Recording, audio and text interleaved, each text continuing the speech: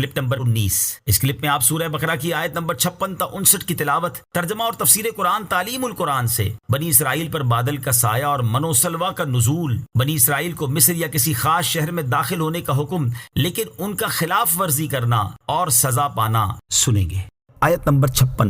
ثم بعثناكم من بعد موتكم لعلكم تشكرون۔ پھر تمہاری موت کے بعد ہم نے تمہیں زندہ کیا تاکہ تم شکر ادا کرو۔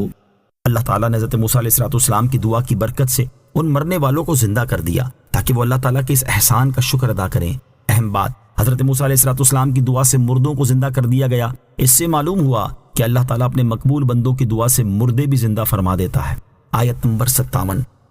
وَظَلَّلْنَا عَلَيْكُمُ الْغَمَامَ وَأَنزَلْنَا عَلَيْكُمُ الْمَنَّ وَالسَّلْوَىٰ كُلُوا مِن طَيِّبَاتِ مَا رَزَقْنَاكُمْ وَمَا ظَلَمُونَا وَلَٰكِن كَانُوا أَنفُسَهُمْ يَظْلِمُونَ۔ اور ہم نے تمہارے اوپر بادل کو سایہ بنا دیا اور تمہارے اوپر من اور سلوہ اتارا کہ ہماری دی ہوئی پاکیزہ چیزیں کھاؤ، اور انہوں نے ہمارا کچھ نہ بگاڑا بلکہ اپنی جانوں پر ہی ظلم کرتے رہے۔ فرعون کے غرق ہونے کے بعد بنی اسرائیل دوبارہ مصر میں آباد ہوئے۔ کچھ عرصے بعد انہیں بیت المقدس آزاد کروانے کے لیے عمالقہ قبیلے سے جہاد کرنے اور مصر چھوڑ کر شام میں بسنے کا حکم دیا گیا۔ شروع میں بنی اسرائیل نے ٹال مٹول سے کام لیا، اور جب جائے بغیر کوئی چارہ کار نظر نہ آیا تو مجبوراً مصر سے روانہ ہوئے۔ جب یہ لوگ میدان تی میں پہنچے جہاں سبزہ، سایہ اور غلہ وغیرہ کچھ نہ تھا، تو یہاں دھوپ کی تپش اور بھوک سے بچانے کے لیے حضرت موسیٰ علیہ السلام کی دعا سے اللہ تعالیٰ نے ایک بادل بھیج دیا جو ان کے اوپر سائبان بن گیا۔ یہ انہیں سورج کی تپش سے بچاتا تھا اور کھانے کے لیے من و سلوہ اتار دیا۔ من ترنجبین کی طرح ایک میٹھی چیز تھی جو روزانہ صبح صادق سے طلوع آفتاب تک اترتی، اور بنی اسرائیل اسے چادروں میں لے کر دن بھر کھاتے رہتے تھے۔ سلوہ ایک چھوٹا پرندہ تھا، یہ بھنا ہوا بنی اسرائیل کے پاس آتا تھا، یا بنی اسرائیل اس کا شکار کر کے کھاتے تھے۔ بنی اسرائیل کو یہ حکم دیا گیا کہ اللہ تعالیٰ کی دی ہوئی حلال اور پاکیزہ چیزیں کھاؤ، اور حکم یہ تھا کہ آج کا کھانا آج ہی کھا لو، اسے کل کے لیے بچا کر نہ رکھو۔ بنی اسرائیل نے نافرمانی کرتے ہوئے کھانا ذخیرہ کرنا شروع کر دیا تو کھانے میں کیڑے پڑ گئے اور وہ خراب ہو گیا، اور من و سلوہ کی آمد بند کر دی گئی، اور یہ نافرمانی کر کے انہوں نے اپنا ہی نقصان کیا۔ آیت نمبر 58۔ وَإِذْ قُلْنَا ادْخُلُوا هَٰذِهِ الْقَرْيَةَ فَكُلُوا مِنْهَا حَيْثُ شِئْتُمْ رَغَدًا وَادْخُلُوا الْبَابَ سُجَّدًا وَقُولُوا حِطَّةٌ نَغْفِرْ لَكُمْ خَطَايَاكُمْ وَسَنَزِيدُ الْمُحْسِنِينَ۔ اور جب ہم نے انہیں کہا کہ شہر میں داخل ہو جاؤ، پھر اس میں جہاں چاہو بے روک ٹوک کھاؤ، اور دروازے میں سجدہ کرتے داخل ہونا، اور کہتے رہنا ہمارے گناہ معاف ہوں، ہم تمہاری خطائیں بخش دیں گے، اور ان قریب ہم نیکی کرنے والوں کو اور زیادہ عطا فرمائیں گے۔ یہاں اس آیت سے متعلق چند باتیں سماعت کیجیے۔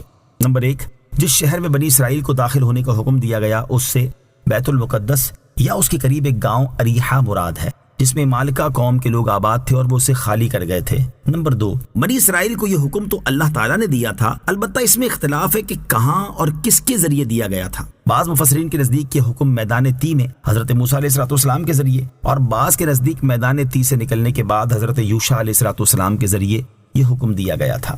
نمبر 3، سجدے کا لغوی معنی ہے جھکنا اور شرعی معنی ہے سر زمین پر رکھنا۔ یہاں اگر سجدے کا لغوی معنی مراد ہو تو آیت کا مطلب یہ ہوگا کہ تم اتراتے اور اکڑتے ہوئے داخل ہونے کے بجائے عاجزی کرتے اور جھکے ہوئے داخل ہونا، اور اگر شرعی معنی مراد ہو تو آیت کا مطلب یہ ہوگا کہ دروازے میں داخل ہوتے وقت سجدہ کر لینا۔ نمبر 4، آیت میں مذکور لفظ حطہ استغفار کا کلمہ ہے جس کے معنی ہے اے اللہ ہمارے گناہ معاف فرما۔ آیت سے مراد یہ ہے کہ صرف بدنی عبادت پر اکتفا نہ کرنا بلکہ زبان سے یہ بھی کہتے رہنا کہ اے اللہ ہمارے گناہ معاف فرما۔ مزید فرمایا کہ اے بنی اسرائیل، اگر تم نے ہمارے حکم پر عمل کیا تو ہم تمہارے گناہ گار لوگوں کی خطائیں بخش دیں گے اور نیک لوگوں کے ثواب میں اضافہ کر دیں گے۔ آیت نمبر 59۔ فبدل الذين ظلموا قولا غير الذي قيل لهم فأنزلنا على الذين ظلموا رجزا من السماء بما كانوا يفسقون۔ پھر ان ظالموں نے جو ان سے کہا گیا تھا اسے ایک دوسری بات سے بدل دیا تو ہم نے آسمان سے ان ظالموں پر عذاب نازل کر دیا کیونکہ یہ نافرمانی کرتے رہے تھے۔ شہر میں داخلے کے وقت بنی اسرائیل پر 2 پابندیاں لگائی گئی تھیں، ایک یہ کہ سجدہ کر کے داخل ہوں، دوسری یہ کہ حطہ کہتے رہیں۔ انہوں نے دونوں کی خلاف ورزی کی، چنانچہ سجدہ کر کے داخل ہونے کی بجائے سرینوں کے بل گھسٹتے ہوئے داخل ہوئے، اور حطہ کی بجائے بطور مذاق حبہ فی شعرہ کہتے رہے، جس کا معنی تھا بال میں دانا۔ اس مذاق اور نافرمانی میں مبتلا ہونے والوں کا انجام یہ ہوا کہ اللہ تعالیٰ نے آسمان سے ان پر عذاب نازل کر دیا۔ یہ عذاب طاعون کی صورت میں تھا، جس سے ہزاروں اسرائیلی